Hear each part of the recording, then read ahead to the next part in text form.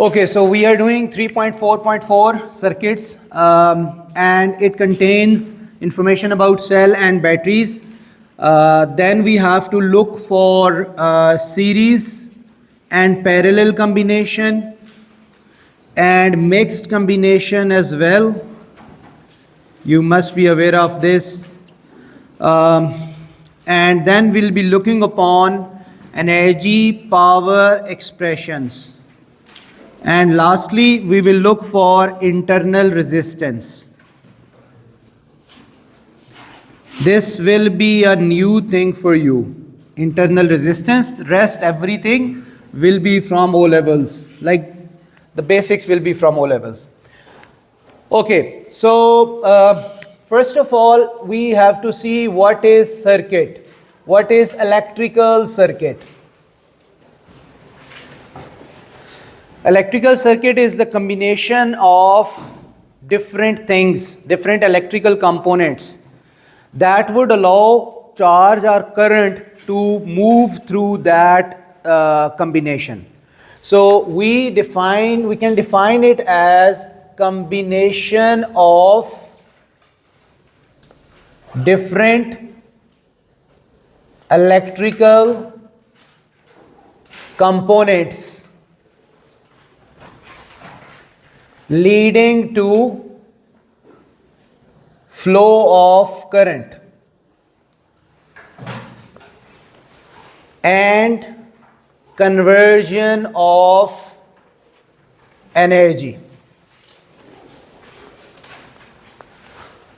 ठीक है, so this is the most simple definition. और आप you are already aware of circuit. Like on day 1 जो हम लैब में गए थे, आप लोगों ने एक सर्किट ही बनाया था. सर्किट में आपने क्या क्या यूज़ किया था? एक cell, connecting wires, resistor, ammeter, volt meter.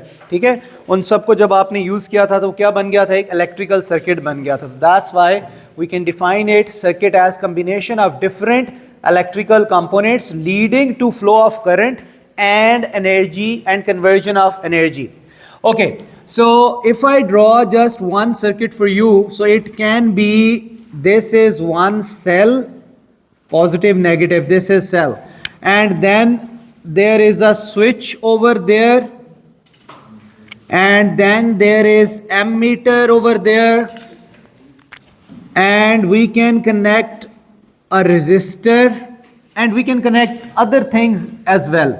So let's say I am connecting a lamp over there as well. So this is resistor, this is lamp, and then I close it down. In order to measure the potential difference across resistor, I am installing voltmeter over it, and which is VR. If I want to measure potential difference across lamp as well, I'll connect another voltmeter over there, VL, L for lamp. So this is an example of circuit. Right now the circuit is open. Why? Because switch is open. Right? So if switch is open, open switch. What does that mean? Open switch means that current is not flowing through it. It also means that resistance is infinite. Infinite means maximum over here. Like resistance here is maximum. Why? Because there is air. Air is insulator. So resistance is maximum. That's why potential difference across the switch is maximum as well. This is potential difference across switch. This is very simple thing. कोई confusing चीज़ ये नहीं है. आपने एक बिल्कुल simple चीज़ देखनी है. यार ये स्विच है, ये ओपन है. अगर स्विच ओपन है तो क्या ये करंट को जाने देगा आगे? नहीं, करंट को नहीं जाने देगा. क्यों? क्योंकि यहाँ पे बीच में एक ब्रेक आ रही है, यहाँ पे वायर कनेक्टेड नहीं है. अब जहाँ पे वायर कनेक्टेड नहीं है ये दो टर्मिनल्स के बीच में, let's say terminal 1 and terminal 2, तो टर्मिनल 1 और 2 के बीच में क्या चीज़ है? एयर. क्या है वहाँ पे? एयर. और एयर क्या है? Insulator. Air is a insulator. और इंसुलेटर की रेजिस्टेंस क्या होती है? क्यों भाई? इंसुलेटर की रेजिस्टेंस क्या होती है? Very high. दैट्स वाई मैंने लिखा है कि ये ओपन स्विच है. ओपन स्विच का मतलब है यहां से करंट फ्लो नहीं कर रहा. इसका मतलब है कि क्यों नहीं कर रहा? हमने अभी ओम्स लॉ से पढ़ा था, I inversely proportional to R. तो अगर करंट जीरो है तो रेजिस्टेंस क्या होगी? मैक्सिमम या इनफाइनाइट होगी. तो that's why we will say कि अगर करंट जीरो है तो रेजिस्टेंस क्या होगी, मैक्सिमम होगी। और फिर हम यहाँ पे ओम्स लॉ दोबारा पढ़ते हैं, V प्रोपोर्शनल टू R, कि भाई अगर R यहाँ मैक्सिमम है तो फिर V भी क्या होएगा, मैक्सिमम होएगा। लेकिन ये V कहाँ मैक्सिमम होएगा, इस स्विच के अक्रॉस। इस स्विच के अक्रॉस अगर आप एक वोल्ट मीटर लगाते हैं स्विच के अक्रॉस, तो ये वोल्ट मीटर आपको मैक्सिमम रीडिंग जो है वो दे रहा होगा, बाकी नहीं। बाकी वोल्ट मीटर आपको जीरो रीडिंग दे रहे होंगे, क्योंकि वहां तक करंट जा ही नहीं रहा। ओके, अब अगर मैं इस स्विच को क्लोज कर दूं तो क्या होएगा, ये बताओ जरा। क्लोज स्विच, क्यों भाई, अगर ये स्विच क्लोज हो गया है, क्लोज सर्किट मैं दोबारा नहीं बना रहा, इसी स्विच को क्लोज कर दिया है, तो क्लोज स्विच क्या होएगा। देखो हम एक बहुत सिंपल चीज पढ़ रहे हैं, स्विच को ऑन करो लाइट ऑन हो गई, स्विच ऑफ करो लाइट ऑफ हो गई। क्यों, स्विच क्या ऐसा करता है जिसकी वजह से वो ऑन ऑफ होता है, सिर्फ हम ये देख रहे हैं। तो अगर स्विच क्लोज हो गया तो क्या हुआ, इसकी रेजिस्टेंस आपके ख्याल में क्या होनी चाहिए, minimum, least means almost zero. अगर रेजिस्टेंस जीरो है, 1/0 क्या होता है, 1/0। रेजिस्टेंस अगर जीरो, 1/0 का आंसर क्या होता है, 1/0। 1 divided by 0 is infinite, infinite. तो इसका मतलब है कि करंट इनफाइनाइट होगा। इनफाइनाइट का मतलब मैक्स, बहुत ज्यादा होएगा। और फिर V प्रोपोर्शनल टू R होता है। तो अगर बेटा रेजिस्टेंस मिनिमम है तो वोल्टेज अक्रॉस लैंप क्या है, अक्रॉस स्विच क्या होएगा, वो भी मिनिमम होएगा। तो वी से V इज 0 और minimum, and we are only talking about switch. कोई और कंफ्यूज नहीं होना किसी चीज से, हम सिर्फ स्विच की बात कर रहे हैं कि स्विच ओपन है तो उसकी रेजिस्टेंस क्या है, उसके अंदर से जो करंट गुजर रहा है वो क्या है, उसके अक्रॉस जो पोटेंशियल डिफरेंस है वो क्या है। अगर स्विच क्लोज है तो उसकी रेजिस्टेंस क्या है, उसके अंदर से जो करंट गुजर रहा है वो कितना है, और उसके अक्रॉस पोटेंशियल डिफरेंस कितना है। Is this thing clear, this is very simple. किसी को नहीं क्लियर तो मुझे बताओ, मैं दोबारा एक्सप्लेन कर देता हूं। हाँ अच्छा, देखो हम बात कर रहे हैं इलेक्ट्रिकल सर्किट की, कि इलेक्ट्रिकल सर्किट क्या होता है। आप डे 1 में थे, डे 1 ऊपर लैब में गए थे, नहीं गए, ओके। देखो इलेक्ट्रिकल सर्किट क्या होता है, अगर मैं आपको एक सेल दे दूं कि यार ये लो सेल, और कुछ वायर्स दे दूं, कुछ मीटर्स दे दूं, ammeter, voltmeter, resistor और लैंप दे दूं, और मैं कहूं यार मुझे सर्किट बना के दिखाओ, ये तो आपको पता ही है सर्किट का। तो इलेक्ट्रिकल सर्किट क्या होता है, combination of many electrical components that allow current to flow through it and then energy converted. Energy convert होती है ना, इसमें केमिकल होती है, फिर वो इलेक्ट्रिकल में चली जाती है, रेजिस्टर या लैंप में जाके लाइट या हीट में कन्वर्ट हो जाती है, तो इसको हम कहते हैं कि भाई एनर्जी कन्वर्ट हो रही है। तो इस कॉम्बिनेशन को हम क्या कहते हैं, इलेक्ट्रिकल सर्किट कहते हैं, राइट, ठीक है। नेक्स्ट ये है कि यार ये स्विच बहुत इंपॉर्टेंट होता है। अगर स्विच ओपन है, ओपन इसको कहते हैं ओपन स्विच। ओपन स्विच में क्या होता है, करंट क्या फ्लो करता है इसमें से, नहीं करता, करंट जीरो। अगर करंट फ्लो नहीं करता तो I inversely proportional to R होता है। ये दोनों मैंने कहां से लिखे हैं, ओहम्स लॉ से लिखे हैं। कहां से लिखे हैं, ओहम्स लॉ। 3 चीजें यार आपको याद होनी चाहिए, जिसको नहीं पता वो भी लिख ले। 3 थिंग्स ओहम्स लॉ में। पहली चीज क्या है, Ohm's law, first thing is V is equal to IR। This equation comes from Ohm's law, this is 1। Second, V proportional to R। अगर करंट कांस्टेंट हो सर्किट में, सीरीज सर्किट में, तो V और R डायरेक्टली प्रोपोर्शनल होते हैं। जिसकी resistance ज्यादा होती है उसको वोल्टेज का ज्यादा शेयर मिलता है, जिसकी रेजिस्टेंस कम होती है उसको वोल्टेज का कम शेयर मिलता है। Third thing, I inversely proportional to R if you keep V constant. जब एक को रिलेशन को देखते हैं, दूसरा हर सूरत में कांस्टेंट रखना पड़ता है, अदरवाइज वो फिर रिलेशन चल नहीं सकता। देखो अगर हम R इंक्रीज करते हैं तो करंट क्या होएगा, डिक्रीज, और अगर R डिक्रीज करते हैं तो करंट क्या होएगा, इंक्रीज। तो ये 3 चीजें आपको हर सूरत में याद रखनी है। V is IR, V proportional to R and I inversely proportional to R, ठीक है। इसी की बेस पर फिर मैंने यहां बताया है, और ये सब मैं अभी स्विच की बात कर रहा हूं, मैं स्विच से आगे गया ही नहीं हूं, सिर्फ स्विच की बात हो रही है। स्विच में से करंट नहीं जा रहा, क्यों, कॉमन सेंस, स्विच ओपन है। ओपन का मतलब है भाई अगर करंट नहीं जा रहा, जीरो है, तो इसका मतलब है रेजिस्टेंस बहुत ज्यादा होगी तभी करंट नहीं जा रहा, तो रेजिस्टेंस इनफिनिट और वोल्टेज मैक्सिमम, क्योंकि V proportional to R, resistance maximum, voltage maximum. अगर स्विच क्लोज हो गया तो इसका मतलब है इसमें से करंट आराम से गुजर जाएगा। स्विच क्लोज है, रेजिस्टेंस लीस्ट हो गई और करंट मैक्सिमम हो गया और पोटेंशियल डिफरेंस भी मिनिमम हो गया। मतलब जब आप स्विच क्लोज करते हैं तो स्विच के अंदर से करंट आराम से गुजर जाता है। That's the thing. अच्छा, इसके बाद next after this thing in the circuit we have to look for combination of circuits, combination of electrical circuits, which is again आप ये समझो you are sitting in O levels class, series combination. First thing, series combination का मतलब क्या है? All the resistors are connected in series end to end. तो उसके लिए what we do is कि अगर मैं थोड़ा सा इसको चलो चेंज करता हूं और ये सेल से मैं बैटरी पे चला जाता हूं।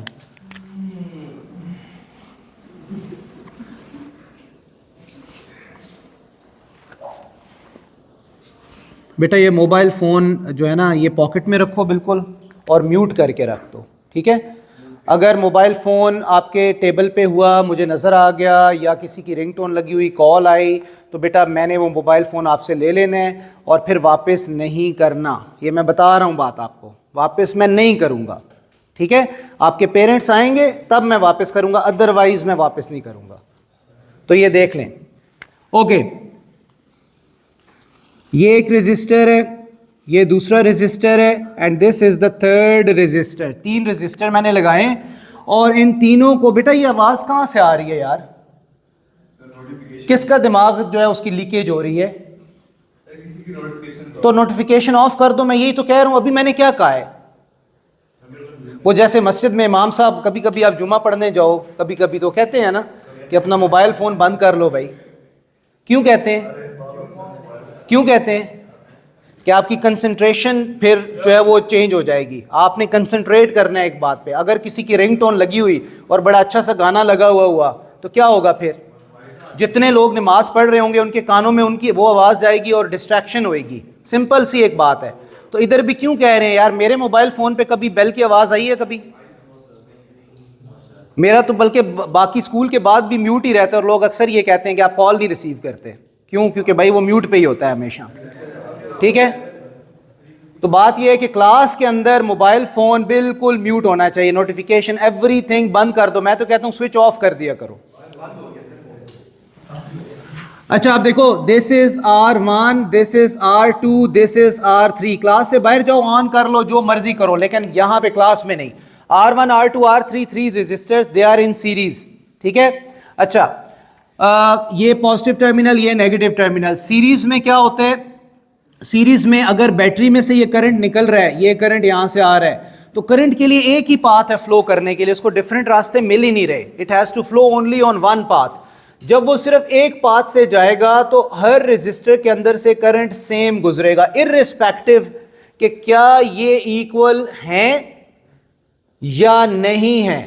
इररिस्पेक्टिव ऑफ दैट, कोई बड़ा रेजिस्टर है, कोई छोटा है, जैसे मर्जी है, same current will flow through all the resistors, ठीक है। एक कॉमन मिसकंसेप्शन है, सर ये तो रेजिस्टर बहुत बड़ा है, जब करंट यहां से आएगा तो आगे करंट तो थोड़ा रह जाना चाहिए, फिर इसके लिए और कम रह जाना चाहिए। ऐसे नहीं होता। करंट हमारी तरह, इंसानों की तरह नहीं है। करंट पहले से ही देख लेता है, भाई मैं यहां से निकल रहा हूं, मुझे वापस पूरे सर्किट में से होके यहां आना है, पूरे सर्किट में कितनी रेजिस्टेंस मुझे मिल रही है वो पहले ही मेजर कर लेगा और उसके हिसाब से करंट जो है वो फ्लो करेगा।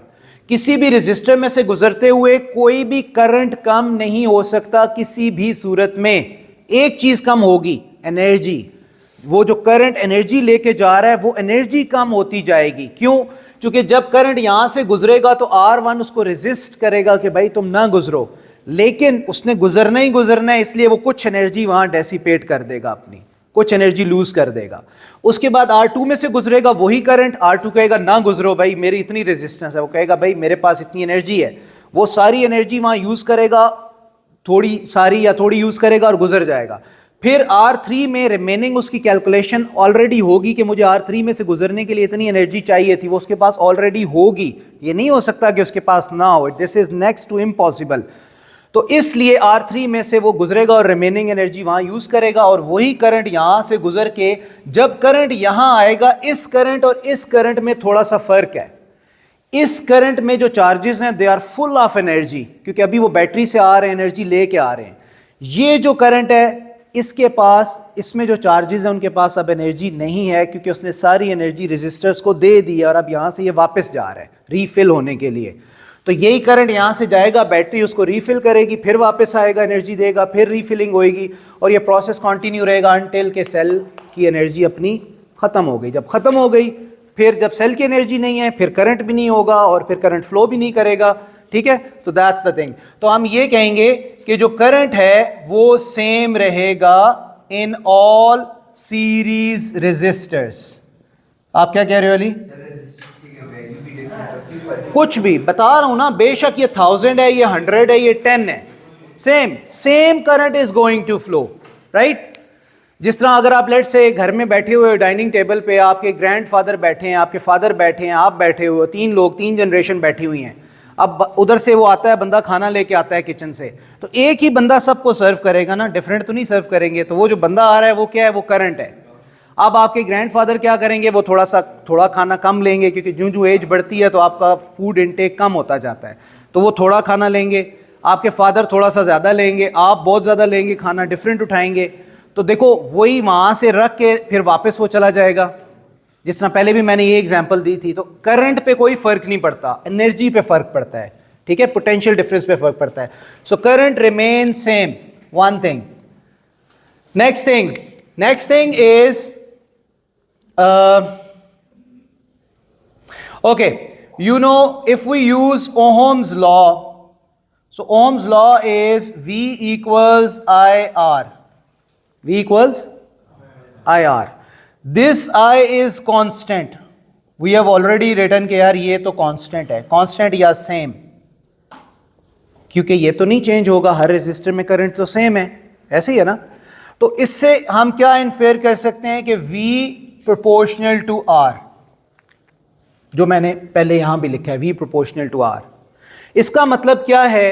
इसका मतलब ये है कि ये जो सारे रेजिस्टर्स हैं ये सेम भी हो सकते हैं और डिफरेंट भी हो सकते हैं। ये इसका मतलब है कि दे आर सेम, और इसका मतलब है कि दे आर डिफरेंट। अगेन 10 ओम 10 ओम 10 ओम और 1000 110, राइट। अच्छा, इसका मतलब ये है कि V जो पोटेंशियल डिफरेंस है, V is potential difference that depends on the value of resistance, so it is going to change.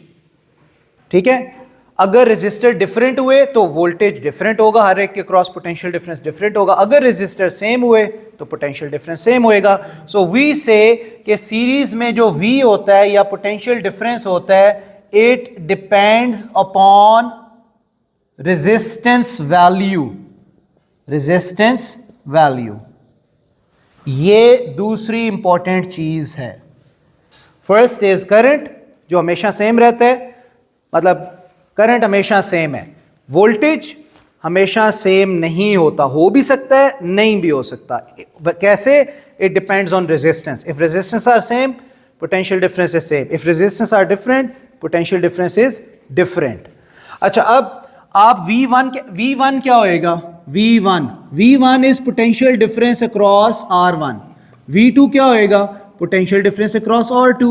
V3 क्या होएगा? Potential difference across R3, right. So V1 हम कैसे निकालेंगे? IR1। V2 कैसे निकालेंगे? IR2। V3 कैसे निकालेंगे? IR3। सही है, सिंपल ओ लेवल स्टफ। अच्छा, इसके बाद नेक्स्ट एक और चीज, ये जो बैटरी है इसकी EMF जो है वो E है, लेट्स से। तो देखो, अगर ये जो बैटरी के जो वोल्टेज हैं, अगर मिसाल के तौर पर ये 12 वोल्ट हुए, तो ये 12 वोल्ट इन तीनों में डिस्ट्रीब्यूट होने हैं। अगर रेजिस्टेंस इक्वल हो तो कैसे डिस्ट्रीब्यूट होंगे? इक्वली। तो इसको कितने मिलेंगे? 4, इसको भी 4, इसको भी 4। अगर रेजिस्टेंस डिफरेंट हुई तो ये डिफरेंट डिस्ट्रीब्यूट होंगे। लेकिन एक चीज कॉमन है, sum of potential difference across the resistor is always equal to EMF। वो इससे ऊपर नीचे नहीं हो सकता, ये फिक्स चीज है। चाहे इसको 6 मिलें, इसको 4 मिलें, इसको 2 मिलें, 12 ही बनेगा। चाहे इसको 4 4 4 मिलें, 12 बनेगा। चाहे इसको 10 मिलें, इसको 1.5, इसको 0.5, फिर भी 12 ही होएगा। ठीक है, तो एक चीज जो कॉमन है दैट इज कि सम ऑफ पोटेंशियल डिफरेंस, ये लिख लिया ना, sum of potential difference across series resistor is equal to EMF of the voltage source. So we say, इसको हम कहते हैं बेटा वोल्टेज कंजर्वेशन लॉ।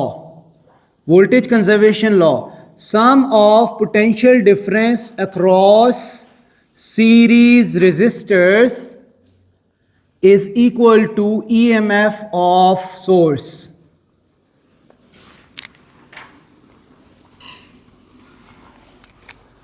ठीक है ओ लेवल्स ही, लेकिन ज़रा सा मैं उसको चेंज करके आपको जो है वो चीज़ें बता रहा हूँ, वही चीज़ें हैं लेकिन ज़रा डिफरेंट वे में। अच्छा, आप देखो EMF is equal to V1 plus V2 plus V3, सबको पता है ये बात सही है ना? क्यों भाई हैदर, ये ठीक बात लिखी हुई है। अब आप यहां पे एक और काम करो, आप यूज करो Ohm's law, V is equal to IR, यहां यूज करना है आपने ओहम्स लॉ। ओहम्स लॉ से आप इन सब की वैल्यूज लिख दो। इसकी वैल्यू क्या आएगी? IR, total current total resistance, क्योंकि ये टोटल EMF है, इक्वल्स टू, इसकी जगह फातिमा बताओ क्या आएगा इसकी जगह, V1 की जगह IR1। ओके जी, उसके बाद हम्बल आप बताओ V2 की जगह क्या आएगा? V2 की जगह क्या लिखना चाहिए मुझे? V2 की जगह क्या लिखना चाहिए? IR2। और इसी तरह V3 की जगह क्या लिखूंगा? IR3। अब उष्णा आप बताओ, इसमें मैंने I मैं चेंज नहीं कर रहा, I1 I2 I3 लिख ही नहीं रहा, सिर्फ I लिख रहा हूं। Why? Because current is constant और अनचेंज्ड, मतलब करंट चेंज नहीं हो रहा, दैट्स वाई मैं I1 I2 I3 नहीं लिख रहा। ठीक है, अच्छा अब मैं क्या कर सकता हूं, इसमें मैं I कॉमन ले सकता हूं यहां से, R1 R2 R3 और यहां IR, और आपका ये I और I कैंसिल हो जाएगा and you will get your answer of total resistance और equivalent resistance is equal to R1, R2 and R3। इसका मतलब क्या है बेटा कि आप सीरीज में क्या करते हो, आप you add all the resistors. एक सिंपल सी बात जो आपको पहले भी पता है, हमने दोबारा रिकॉल की है। सो सीरीज सर्किट में करंट सेम रहता है, वोल्टेज चेंज होते हैं, इसमें कोई मिस्टेक नहीं होनी चाहिए। और देन जो रेजिस्टेंस होती है वो sum of the resistance of all the circuits होती है। ऑफ कोर्स ये नॉलेज है, this is AO1 assessment objective 1, just telling you the knowledge, sharing you the knowledge। अभी AO2 जो है assessment objective 2, जिसमें applying this knowledge in unfamiliar unseen situation, वो फिर करेंगे जिसमें analytical skill यूज होएगी, जिससे आप कहते हो ये क्वेश्चन ही चेंज हो गया, पता नहीं कैसा क्वेश्चन आ गया, राइट? लेकिन पहले नॉलेज अच्छी तरह पता होगा तो फिर आप उसको उस सिचुएशन में लगा सकोगे। Okay, let's move to parallel circuit now. So I hope आप ये लिख चुके होंगे ये साइड, तो इसको मैं फिर पैरेलल में कन्वर्ट करता हूं।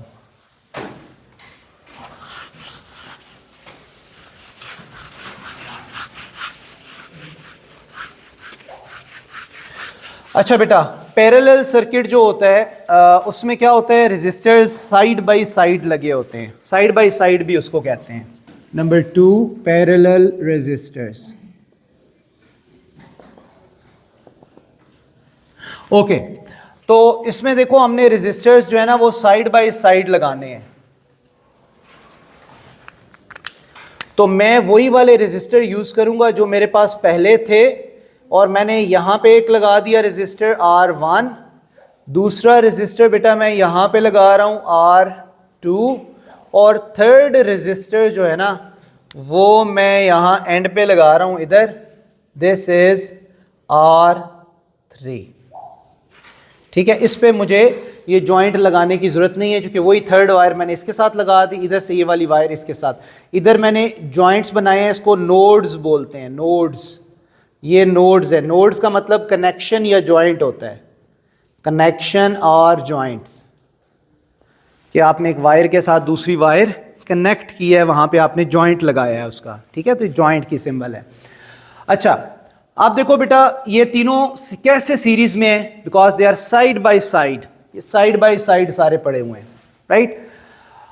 इसमें अब हमने ये देखना है, इसमें जो फैक्ट है, फैक्ट से स्टार्ट करते हैं। Potential difference across parallel resistors. अच्छा जो पोटेंशियल डिफरेंस होता है बेटा वो सेम होता है अक्रॉस पैरेलल रेजिस्टर। सेम का मतलब यह है कि जरूरी नहीं वो बैटरी की ईएमएफ के बराबर हो, बस जितना होगा वो हर एक के लिए सेम होएगा। In situation it depends, like in this situation we can say कि all these three resistors are connected to the battery, तो इसलिए हम कहेंगे कि इन सब के अक्रॉस जो पोटेंशियल डिफरेंस है वो EMF ऑफ बैटरी के इक्वल होएगा, जितना बैटरी का वोल्टेज है। अगर बैटरी के वोल्टेज 12 है तो इसके क्रॉस पोटेंशियल डिफरेंस 12 होएगा, 12 होएगा और 12 होएगा, सेम, चूंकि पैरेलल में वोल्टेज सेम रहते हैं। लेकिन हर सिचुएशन में वो बैटरी की ईएमएफ के बराबर नहीं होएगा। आपने सिर्फ देखना है कि अगर तो डायरेक्ट सारे बैटरी के साथ लगे, एक बड़ी कॉमन चीज, बैटरी का पॉजिटिव टर्मिनल इस रेजिस्टर के साथ कनेक्टेड है, बैटरी का पॉजिटिव टर्मिनल इस रेजिस्टर के साथ कनेक्टेड है, बैटरी का पॉजिटिव टर्मिनल इसके साथ कनेक्टेड है, इधर से बैटरी का नेगेटिव टर्मिनल इसके साथ कनेक्टेड है, नेगेटिव टर्मिनल इसके साथ कनेक्टेड है, नेगेटिव टर्मिनल इसके साथ कनेक्टेड है। इसका मतलब है कि इन अदर वर्ड्स आपने हर रेजिस्टर बैटरी के साथ लगाया हुआ है, तो जितने वोल्टेज बैटरी के होंगे उतने ही फिर पोटेंशियल डिफरेंस उन रेजिस्टर्स को मिलेगा। तो potential difference will be same, so we say V1 V2 V3 in this case is equal to EMF of the battery, right. Okay, इसके बाद नेक्स्ट आगे चलते हैं करंट के ऊपर, लेकिन करंट के लिए हमें फिर रिलेशन देखना पड़ेगा, Ohm's law. So will be looking upon Ohm's law again, क्योंकि सर्किट्स में ओहम्स लॉ ही यूज होता है। So we say V is equal to IR and we say I is equal to V by R, कह सकते हैं ना, हमने R को उस तरफ शिफ्ट कर दिया, V बाय R हो गया, तो I is V by R।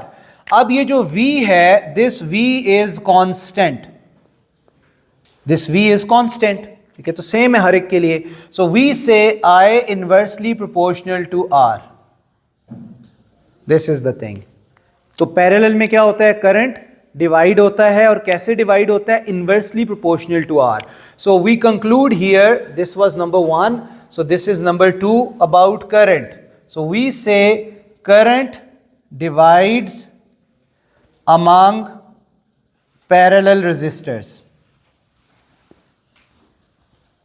अच्छा बेटा कैसे डिवाइड होता है, अब ये देखना है, करंट डिवाइड होता है, how it is going to be divided, तो ऐसे I inversely proportional to R, right. क्या मतलब, जिसकी रेजिस्टेंस ज्यादा है उसमें से करंट क्या जाएगा, लेस करंट जाएगा, जिसकी रेजिस्टेंस कम है उसमें से करंट क्या जाएगा, ज्यादा जाएगा, राइट। सो वी से I1 कितना होएगा, अगर मैं आपको कहूँ यार मुझे बताओ ये I1 यहां से आ रहा है, I1 यहां तक I आ रहा है, इस जंक्शन के ऊपर P पॉइंट पे करंट स्प्लिट हो गया, कुछ इधर चला गया, कुछ रिमेनिंग I माइनस I1 आगे चला गया। अब ये बहुत गौर से देखना, I करंट यहां से आ रहा है, I1 इस तरफ चला गया और I माइनस I1 आगे चला गया, राइट, क्योंकि करंट कंजर्व रहता है। ओके, सो I1 कैसे निकालोगे, V over R1, potential difference across resistor, V1 लिख सकता हूं, V लिख सकता हूं, it's fine, potential difference over R1। अच्छा मैं I2 कैसे निकालूंगा, V ओवर R2, 1 2 लिखो ना लिखो that doesn't make any difference. I3 कैसे निकालोगे, V ओवर R3, ऐसे ही निकलेगा ना। और ये V1 V2 V3 क्या है, ये तो सेम है, हमने ऊपर लिखा हुआ है कि यार ये सारे सेम है बैटरी की। अगर आप 1 2 3 लिखते भी हो तो हमने यहाँ लिख दिया है कि यार ये सारे इक्वल हैं, EMF के बराबर हैं। तो आप सिंपल क्या करोगे, वैल्यूज पुट करोगे। ये 12 वोल्ट है, R1 कितना है जी 100, 12 ओवर 100 आंसर आ गया। ये कितना है 12, R2 कितना है 200, 12 ओवर 200 करंट आ गया। I2 मतलब यहाँ से I2 गुजर रहा है और जो यहाँ है वो I3 है, मतलब ये वाला इसमें से I3 गुजर रहा है, ठीक है। सो ये टोटल करंट आया, I1 इसमें गया, I2 इसमें गया, I3 इसमें आया। अपनी एनर्जी दे के जब वापस यहाँ आए I1 यहाँ से आ रहा है, I2 यहाँ से आ रहा है, I3 यहाँ से आ रहा है। यहाँ पे I2 और I3 कंबाइन होके I2 प्लस I3 बनाएंगे। देखो ना, I2 और I3 यहाँ मिले, और जब वो आगे इसके साथ I1 भी मर्ज हो जाएगा तो I1 plus I2 plus I3 ये टोटल करंट के इक्वल दोबारा हो जाएंगे। और एक बात याद रखो, जितना करंट बैटरी में से निकलता है उतना ही करंट बैटरी में वापस इंटर होता है। करंट कभी कम ज़्यादा नहीं हो सकता। एनर्जी कम हो जाती है, इधर जितनी एनर्जी लेके जा रहा था इधर वो सारी एनर्जी ख़त्म हो गई है, अब एनर्जी लेस वापस आ रहा है, राइट। तो करंट जितना बैटरी से निकले आउट होगा उतना ही इन होगा, लेकिन जितनी एनर्जी आउट होएगी उसके अपोजिट एनर्जी यानी कि बिल्कुल मिनिमम अमाउंट या नो एनर्जी लेफ्ट वाले जो इलेक्ट्रॉन्स हैं या चार्जेस हैं वो वापस बैटरी में आएंगे, क्योंकि इलेक्ट्रॉन्स या करंट का काम एनर्जी दे के वापस आना होता है। वो एनर्जी देते हैं, वापस बैटरी में आ जाते हैं। रेजिस्टेंस की अगर वैल्यू भी चेंज हो रही तभी वो पोटेंशियल डिफरेंस सेम रहेगा। हाँ बिल्कुल बिल्कुल एग्जैक्टली, कोई जो मर्जी कर दो, 100, 1000, 10, potential difference will be same, current change होगा सिर्फ। और जो करंट है वो रेशियो के मुताबिक होगा। हाँ, करंट रेशियो के हिसाब से होएगा, ये भी करते हैं इस पे। ओके, अब बेटा ये नंबर 2 हो गया, करंट डिवाइड होता है। Okay, number 3 is current division rule.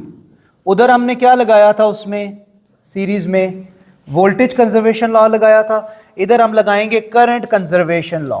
Current conservation law ये जरा खुद लगाओ और इसको सॉल्व करो। करंट कंजर्वेशन लॉ जिस तरह वोल्टेज लगाया है ऐसे ही लगाओ जरा करंट कंजर्वेशन लॉ और ये निकालो। उधर वोल्टेज डिवाइड हो रहे थे, इधर करंट, तो आप लिखोगे total current is I1 plus I2 plus I3, फिर ओम्स लॉ से I की वैल्यू लगाओगे, फिर V कैंसिल होएगा और आपके पास फाइनल रेजिस्टेंस का एक्सप्रेशन रह जाएगा जिस तरह यहाँ पे किया था। तो अभी सब लोग सॉल्व करो, शाबाश, करंट कंजर्वेशन लॉ सॉल्व करो। मैं यहाँ लिख रहा हूँ लेकिन आप वो अपने नोटबुक पे देखो और सॉल्व करो, बाद में यहाँ से चेक कर लेना।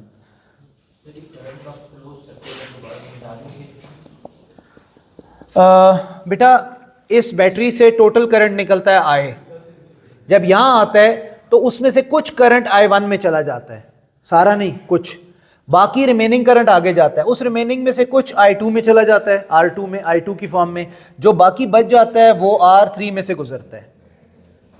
तो ये करंट डिवाइड होता है, कैसे डिवाइड होता है? According to value of resistance. अगर जो रेजिस्टेंस बहुत बड़ी है उसमें से थोड़ा सा करंट जाएगा और जो रेजिस्टेंस स्मॉलर है उसमें से लार्जर करंट जो है वो फ्लो करेगा। Simple is that.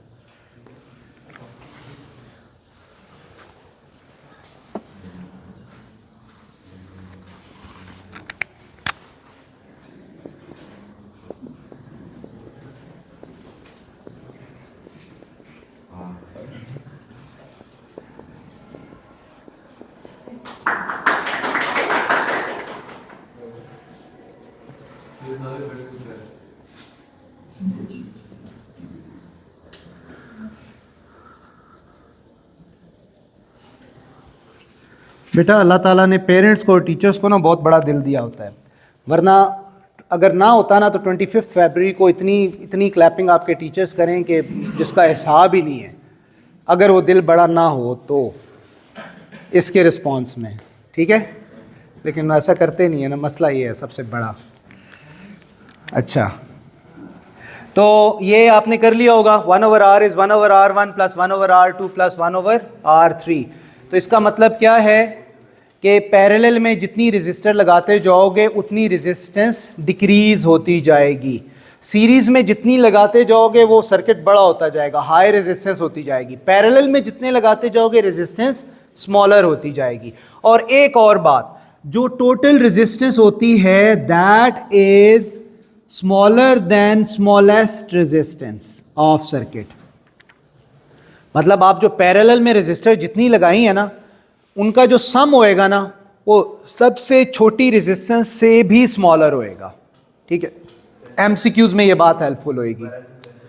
यार देखो, अगर मिसाल के तौर पे आपका R1 जो है ये 10 ओहम है, ये 20 ओहम है और ये 30 ओहम है, ठीक है। तो मैं कह रहा हूं कि इन तीनों को ऐड करके मुझे बताओ टोटल रेजिस्टेंस कितनी है, तो आंसर स्मॉलेस्ट रेजिस्टेंस से भी छोटा आएगा, लेस देन 10 आएगा। आप करके देख लो, 1/10 प्लस 1/20 प्लस 1/30, 1/10.1 होता है, 1/20 जो है वो कितना होता है 0.05, और 1/30 कितना होता है 0.03, तो ये आ जाएगा 0.03, 0.05, 0.08, 0.08 और 0.1, 0.18। ठीक है, तो रेजिस्टेंस कितनी आएगी 0.18 आएगी, तो वो उससे स्मॉलर से भी छोटी है, ये बात मैं बता रहा हूँ। हमें रेजिस्टेंस कम करनी है तो हम उसे पैरेलल में हाँ, पैरेलल में लगाते जाओ, बिल्कुल ऐसे ही है। ओके, चलें जी, ये लिख लें, यहाँ पे ये बात ख़त्म हुई। और एनर्जी और पावर, नहीं क्या, नहीं ये तो अभी नहीं लिखा, ये पहले का लिखा हुआ है।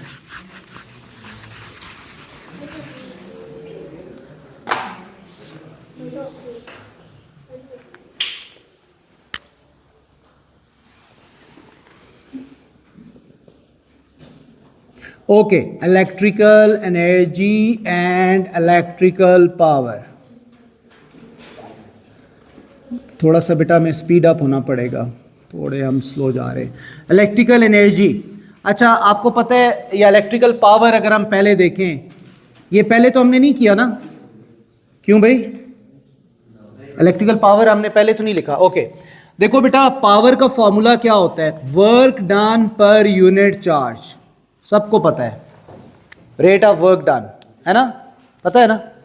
उसके बाद आपको एक चीज अभी हमने पढ़ी थी, पोटेंशियल डिफरेंस V, वो क्या होता है, work done per unit charge, ये भी आपको पता है ना, potential difference is work done per unit charge. इससे हम एक चीज निकाल सकते हैं, work done is equal to VQ, work done निकाल सकते हैं ना, W को हमने सब्जेक्ट बनाया, VQ उधर जाके मल्टीप्लाई होएगा। अब हम क्या करेंगे, इसको यहां से उठा के और इस W की जगह पुट कर देंगे, और जब इस W की जगह हम पुट करेंगे तो हमारे पास पावर आ जाएगा VQ over T, VQ over T। देखो, work over time, V is W over Q, W is VQ, यहां लगा दिया W की जगह VQ। और इसमें अगर आप ये देखो, I over T, Q over T किसके इक्वल होता है, Q by T, current. Q by T क्या होता है, करंट। तो हम ये कहेंगे कि since Q by T is equal to current, so आपका ये expression P is equal to VI हो जाएगा, which is over main expression for power. V क्या है, वोल्टेज, मतलब पावर किस में होती है, वॉट में। V वोल्टेज है, ये वोल्ट्स में होते हैं, या पोटेंशियल डिफरेंस। I करंट है, वो एम्पेयर में होता है। ये तो P is equal to VI, IV आपको पता ही है। ये एक फॉर्मूला हो गया पावर का। अब पावर के और भी दो फॉर्मूलाज होते हैं, अब वो कैसे बनते हैं, अगेन हम ओहम्स लॉ यूज करते हैं। इस पूरे टॉपिक में ओहम्स लॉ बहुत इंपॉर्टेंट है। V is equal to IR, तो बेटा ये जो V है, इसकी जगह हम IR लिख देते हैं। V की जगह क्या लिख देते हैं, IR। तो क्या हो जाएगा, so power is IR into I, चूंकि मैंने V की जगह IR लिखा है, सो मेरे पास पावर आ जाएगी I square R। So this is second important formula for power. इसी तरह अगर मैं ओहम्स लॉ में से I की वैल्यू निकालूं जो V बाय R बनता है, I की वैल्यू निकालूं जो V बाय R बनता है, और इसको वापस इसमें प्लग इन करूं मेन इक्वेशन में, ठीक है, मतलब इसको मैं वापस यहां प्लग इन कर रहा हूं, तो मेरे पास आ जाएगा V, मैं V लिखूंगा और I की जगह मैं V बाय R लिख रहा हूं, I की जगह। तो ये मेरे पास आ जाएगा P is V square by R। ये आपके पास आ गई इसकी थर्ड इंपॉर्टेंट इक्वेशन। इसी तरह हमने इलेक्ट्रिकल एनर्जी को देखना है। इलेक्ट्रिकल एनर्जी अब इजी है, इजी टू अंडरस्टैंड है, उसके लिए हमने कोई ख़ास काम नहीं करना, इसी पावर की इक्वेशंस को हम यूज़ कर लेंगे। सो will be saying electrical energy, energy किसके इक्वल होती है, पावर इनटू टाइम के। एनर्जी का फॉर्मूला क्या होता है, पावर इनटू टाइम। ये कहाँ से बनता है, ये बनता है power is energy over time से। तो अब इस पावर की आपके पास 3 वैल्यूज़ हैं, उन 3 वैल्यूज़ उसको इसमें लगा दें तो आपके पास पावर के एनर्जी के फार्मूले आ जाएंगे। एक पावर का फार्मूला VI है तो IV इंटू T हो गया, दिस इज़ फर्स्ट इक्वेशन। दूसरा जो है वो आपके पास पावर I²R है, पावर की जगह I²R लिख दिया, I²RT, this is second equation. और थर्ड जो है इसकी जगह V²/R लिख दिया पावर की जगह, this is your third equation.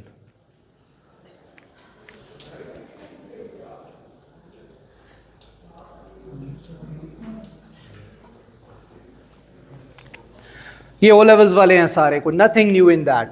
अच्छा, सेल एंड बैटरी में क्या फ़र्क होता है? ये भी बहुत सिंपल बात है, लेकिन चलो ये बता ही दूं आपको। सेल और बैटरी में फ़र्क ये होता है, सेल सिंगल सोर्स होता है, सिंगल सोर्स, ठीक है, जिस तरह एटम होता है, राइट, या जिस तरह बायोलॉजी में आप सेल के बारे में पढ़ते हैं कि this is the basic, the smallest thing of the organism, और बाकी वो everything is made up of cell और atoms. In the similar way cell जो है वो इस तरह का होता है, ये डीसी सेल है, दिस इज डीसी सेल। अच्छा, अब बैटरी क्या होती है? बैटरी होती है combination of cells, combination of cells. और कम्बिनेशन क्या होती है? लेट्स से आप सीरीज भी हो सकती है और पैरेलल भी हो सकती है। अब ये मैंने 2 सेल लगाए हुए हैं, this is cell 1, this is cell 2, this is called series combination. Series combination में क्या होता है? सीरीज कम्बिनेशन में जो टोटल ईएमएफ होती है वो सेल्स की इंडिविजुअल ईएमएफ के सम के इक्वल होती है। मतलब जितने सेल हैं उनकी ईएमएफ को आप ऐड करते जाते हो तो बैटरी की ईएमएफ टोटल आ जाती है। लेकिन अगर आप पैरेलल की बात करते हो, पैरेलल की, जिस तरह एक सेल ये लगा हुआ है और दूसरा सेल ये लगा हुआ है,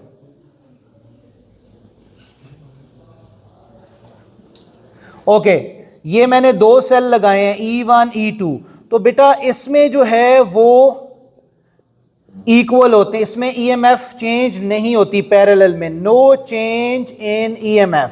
इसका फायदा है। और आप हमेशा इक्वल ईएमएफ लगाते हो, इक्वल, कभी भी आप डिफरेंट सेल्स को नहीं लगा सकते, इक्वल ईएमएफ इन पैरेलल।